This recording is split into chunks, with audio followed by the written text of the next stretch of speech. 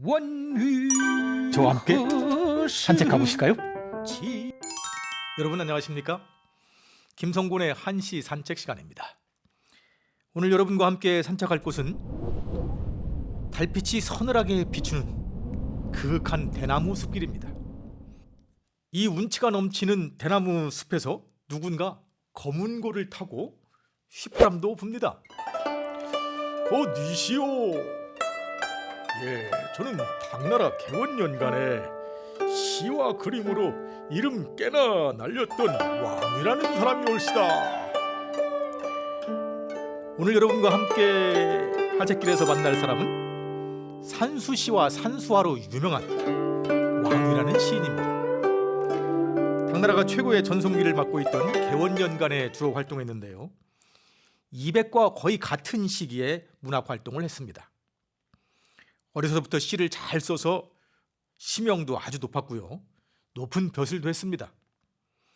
그런데 알록산에 난 이후로 정치적인 소용돌이에 빠지면서 한바탕 큰 곤욕을 치르고는 소란한 세상을 떠나서 고요한 자연에서 논일면서 기쁨을 얻고자 했습니다. 그리고 그 자연에서 논일면서 얻은 기쁨을 시로 표현해서 큰 성공을 거둡니다. 이른바 산수자연시의 대가가 됩니다. 아울러 산수간의 아름다움을 표현한 그림에도 뛰어나서 남종화, 이른바 문인화의 시조로 추앙을 받기도 합니다. 그래서 송나라의 대문호 소동파는 이 왕위의 그림과 시를 이렇게 표현합니다. 시중 유화, 화중 유시. 왕위의 시에는 그림이 있고 왕위의 그림에는 시가 있다. 왕위의 시는 그림같이 그렇게 아름다운 풍경이 잘 묘사되어 있고, 그리고 또 그가 그린 그림에는 시적인 운치가 넘친단 말이죠. 오늘 여러분과 함께 찾아갈 산책길은 종남산에 있는 왕위의 별장입니다. 벼슬살이의 그물에 걸려 허우적대다가 겨우 풀려나온 왕위는 속세의 부귀 공명에 대한 미련을 접습니다. 그리고 종남산 자락에 별장 하나를 마련하는데 이름하여 망천장이라는 별장입니다. 망천은 그 지역 이름입니다. 망천장 부근 곳곳에 풍경이 아름답고 운치가 있는 곳들이 많은데요, 오늘은 대나무 숲이 우거져 있는 곳으로 가봅시다. 거기 왕유 선생이 홀로 검은고를 타고 노래를 부르고 있을 겁니다. 독좌 유황리 탄금부 장소, 심림인 부지 명월내 상조. 홀로 그윽한 중림에 앉아 검은고를 타다가 길게 휘파람도 분다. 아무도 모르는 깊은 숲, 밝은 달이 찾아와 나를 비춘다. 독좌 유황리하니 탄금부 장소라. 독좌 홀로 앉단 말이죠. 유황, 유는 깊을 유자, 황은 대나무 황자입니다. 그래서 유황리 하면 깊은 대나무 숲속 이런 뜻이 되죠. 홀로 깊은 대나무 숲속에 앉아 탄금, 검은고를 탄단 말이죠. 금을 탄다. 부장소, 부는 다시 붙자, 장소, 이 소자가 좀 어렵죠. 휘파람 분다는 뜻입니다. 그래서 검은고도 타고 길게 휘파람도 부른다. 다시 길게 휘파람도 분다. 심림인 부지한데 명월내 상도라. 심림, 깊은 숲이죠. 인부지, 사람은 모른다. 인자는 보통 남이라고 풉니다. 남들은 모른다. 깊은 숲속이라서 남들은 모르는데 명월내 상조, 밝은 달이 찾아와서 상조, 나를 비춰준다. 여기서 상조는 서로 비춘다는 뜻이 아니고 나를 비춘다는 뜻입니다. 이 시는 망천별장에 속해 있는 부속 건물인 중리관이라는 곳에서 지은 겁니다. 주변에 대나무가 많이 있어서 중리관이라고 이름을 붙였어요. 그윽하고 평화로운 공간에서 누리는 삶의 순연한 기쁨을 단순하고 평이한 언어로 잘 표현한 작품입니다. 번잡한 세속의 삶을 떠나서 그윽한 중림으로 들어온 시인은 홀로 고요 속에 침잠하죠. 이른바 홀로 앉음, 독좌의 세계인데요, 그 얼마 만에 누리는 혼자만의 고요입니까? 세상에 온갖 기심을 잊고 소슬 불어가는 바람에 흔들리는 대나무처럼 긴 호흡으로 평화롭게 흔들립니다. 이것이 바로 장자에서 말하는 좌망이 아닐까요? 공자의 제자 안회가 어느 날 스승에게 뜬금없이 말했습니다. 스승님, 저는 뭔가 된 것 같습니다. 공자가 그게 무슨 뜻이냐 물었더니 안회가 얘기합니다. 저는 인인이 의인이 하는 것을 다 잊었습니다. 그러자 공자가 말합니다. 좋다. 그러나 아직 멀었다. 얼마 후에 안회가 다시 공자를 뵙고 말했습니다. 저는 예인이 악인이 하는 것도 잊었습니다. 좋다. 그러나 아직도 멀었다. 얼마 후에 안회가 다시 말했습니다. 스승님, 저는 좌망하게 되었습니다. 공자가 깜짝 놀라 묻습니다. 좌망이라니 그게 무슨 말이냐? 그러자 안회가 말합니다. 손발이나 몸을 잊어버리고 귀와 눈의 작용을 쉬게 합니다. 몸을 떠나고 알을 몰아내는 것, 그래서 대도와 큰 도와 하나 되는 것, 이것이 제가 말씀드리는 좌망입니다. 그러자 공자가 감탄하면서 말합니다. 큰 도와 하나가 되면 좋다 싫다가 없게 되지. 변화를 받아 막히는 데가 없게 된다. 너야말로 과연 어진 사람이다. 청컨대 나도 내 뒤를 따르게 해다오. 장자 대종사에 나오는 얘기입니다. 장자가 공자와 그의 탁월한 제자 안회를 빌어서 선악이라든지 시배와 같은 이분법적 사고를 초월하는 깨달음을 얘기하고 있는 거죠. 왕유가 안회처럼 완전한 좌망의 경지에 도달한 것인지는 모르겠지만 때로는 우리도 세상에 온갖 분석적이고 논리적이고 계산적인 마음을 내려놓아야 할 때도 있는 것 아닐까요? 그래야 비로소 온전한 쉼을 얻을 수 있는 것은 아닐까요? 그런데 장자에는 좌망이 아닌 좌치라는 의미심장한 말이 등장하는데요. 바로 앉아 있어도 내달린다는 뜻입니다. 모든 것을 내려놓겠다고, 모든 것을 잊고 이젠 쉬어야겠다고 하는 순간에도 머릿속은 여전히 분주하고 마음은 여전히 갈팡질팡 쉬지 못하는 상태를 가리키는 말입니다. 저 빈 것을 보라. 텅 빈 방이 뿜어내는 흰빛. 행복은 고요함에 머무르는 것. 머무르지 못하면 이를 일러 앉아서 달림이라 하느니. 신뢰하실 수 없는 현대인들의 맹목적 치달림의 모습을 아주 잘 드러낸 말이라고 볼 수 있겠지요. 텅 빈 방이 뿜어내는 흰 빛의 환이라니, 우리는 언제쯤 그런 흰 빛의 순수를 체험할 수 있을까요? 왕유의 시의 구절은 어쩌면 우리의 내면의 모든 욕망을 비울 때 비로소 편안함을 느낄 수 있다는 말로도 해석할 수 있을 겁니다. 고요히 있다 한들 마음이 욕망으로 가득하다면 거기 어떤 행복도 찾아오기 힘들지 않겠습니까? 왕유가 고요함에 집중할 수 있었던 것은 그 환경적인 요인이 큰 것으로 보입니다. 바로 그윽한 대나무 숲 유황 속에 있었기 때문입니다. 대나무는 무엇입니까? 그건 비움의 상징물입니다. 대나무는 속이 텅 비어 있지요. 그 비움으로 인해서 세속의 욕망에 휘둘리지 않는 절조군자의 영예를 얻었습니다.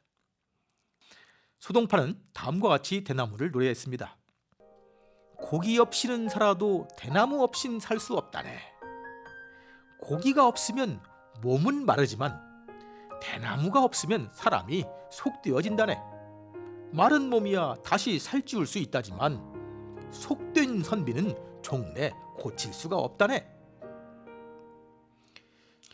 비움의 상징인 대숲에 고요히 앉아있는 시인은 이미 좌망의 선경에 든 것으로 보입니다. 그의 텅 빔에서 흰 빛이 뿜어져 나오는데요. 바로 진정한 행복이요, 진정한 위로이며 진정한 평안입니다. 그 기쁨을 노래한 것이 둘째 구절입니다. 검은고를 타고 휘파람을 분다.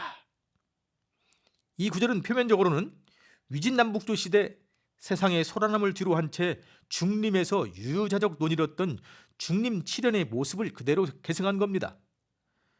하지만 중림 칠연이 전제적 억압 정치에서 비롯된 불만을 해소하는 방편으로 검은고를 타고 휘파람을 불었다고 한다면 왕유의 경우에는 좌망에 들어서 거기서 온 기쁨을 표현하는 방편이었다는 점에서 차이를 보입니다. 이러한 심오한 경지를 누가 이해할 수 있을까요? 적은 것을 비움으로써 오히려 큰 것으로 채우고, 하잘것없는 것을 버림으로 오히려 가장 값진 것으로 얻는 그 오묘한 비의를 누가 이해할 수 있을까요? 제3구의 심림은 바로 왕유가 도달한 깊은 경지를 말하는 것이고, 인부지, 남들은 모른다는 인부지는 그러한 깊은 경지를 이해해 줄 사람이 없음을 말하는 겁니다. 이 깊은 깨달음, 이 광대한 환희를 누가 할 수 있을까? 아무도 알아주지 않으니 서운하지 않을까? 논어에는 다음과 같은 구절이 나옵니다. 남이 나를 알아주지 않아도 성을 내지 않으면 그 사람이 바로 군자가 아니겠는가? 인부지 불온이면 부력 군자호아. 우리는 모두 남들이 알아주기를 바랍니다. 가족이 알아주기를 바라고, 친구가 알아주기를 바라고, 직원들이 알아주기를 바라고, 사장이 알아주기를 바라지요. 그리고 알아주지 않으면 짜증을 내고 불평을 합니다. 우리는 영원히 군자가 될 수 없는 걸까요? 그저 우리는 속인들의 무리에서 한 걸음도 벗어날 수가 없는 걸까요? 그런데 이 말을 한 공자 역시 남들이 알아주지 않았습니다. 14년간을 자신을 알아줄 군주를 찾아 천하를 주유했지만 끝내 쓰이지 못했으니까 남들이 공자를 알아보지 못한 것이 분명하지요. 하지만 성내지 않았습니다. 그래서 군자가 되었습니다. 어떻게 그럴 수 있었을까요? 바로 이 구절보다 앞서 한 말에서 그 이유를 알 수 있습니다. 유붕 자원방내면 불영 낳고와 벗이 멀리에서 찾아오면 또한 즐겁지 않겠는가? 자신을 알아준 소수의 벗이 있었습니다. 그 벗이 있었기에 다수의 사람이 몰라줘도 상관이 없었던 겁니다. 불평하지 않고 즐거워하면서 한평생을 살 수가 있었습니다. 이 벗들은 공자와 함께 도를 추구하며 가치를 공유하는 사람들입니다. 이 벗들은 공자와 같이 도를 배우고 그 배운 것을 익혀 실천하면서 거기서 오는 내밀한 기쁨으로 살아가는 사람들인 거죠. 바로 하기 시습지 불영여로와의 주인공들입니다. 왕유의 시 마지막 구절에서 등장하는 명월은 바로 이러한 벗을 상징합니다. 나를 환히 비추는 달은 나를 가장 잘 이해하고 묵묵히 나의 길을 응원하는 지음, 지기입니다. 우리나라 시인 윤선도는 오우가에서 다음과 같이 달을 노래했습니다. 작은 것이 높이 떠서 천지를 다 비추니 밤중 광명이 너만하니 또 있느냐? 보고도 말 아니하니 내 벗인가 하노라. 나를 가장 잘 이해하기에 아무 말 하지 않아도 서로 기뻐하고 통하는데 아무런 문제가 없습니다. 왕유가 아무도 모르는 깊은 숲속에서도 검은 고를 타고 휘파람을 불면서 내밀한 기쁨을 마음껏 누릴 수 있었던 것은 바로 밝은 달과 같은 그런 진실한 벗이 있기에 가능했던 것이지요. 생각해 볼까요? 우리가 삶에서 자주 분노하며 살아가고 있다면 어쩌면 나를 가장 잘 이해해주는 달과 같은 벗이 없기 때문일지도 모르겠습니다. 혹은 그런 벗이 있다는 사실을 모르고 혼자 속상해하는 것일지도 모르겠고요. 그렇지만 내가 마음을 비우면 그 빈 마음에 청량한 달빛을 부으며 찾아오는 참된 벗이, 명월 같은 참된 벗이 꼭 있게 될 겁니다. 무한한 경쟁으로 때론 지치고 힘이 들곤 합니다. 쉼을 얻고 싶다면 대나무 숲으로 한번 가보면 어떨까요? 세속적인 가치에서 벗어나 비움의 숲으로 가는 겁니다. 진정한 쉼이 있고 참된 기쁨을 만날 수 있을 겁니다. 검은 구 타고 휘파람 부는 명월이 달빛을 가득히 붓는 비움의 숲으로 가봅시다. 홀로 찾아 앉은 그윽한 대나무 숲, 검은 고 가락 위에 휘파람도 얻는다네. 깊은 숲 뒤에 알렸더니 밝은 달 찾아왔네. 도조 여왕리 단친 후장시ao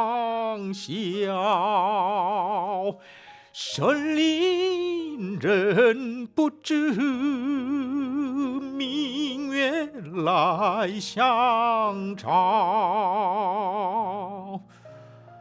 独坐幽瓮里，弹琴复长啸。山林人不知，明月来相照。